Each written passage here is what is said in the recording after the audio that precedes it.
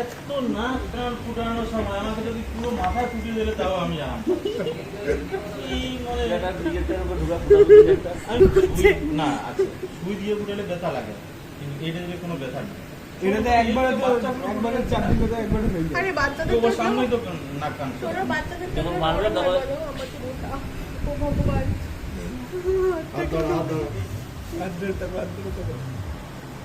লাফাবা না কিন্তু ধরলে লাগবে ফুটো উল্টো হয়ে যাবে, আর একবার ঢুকে গেলে ছেড়েই দেবো।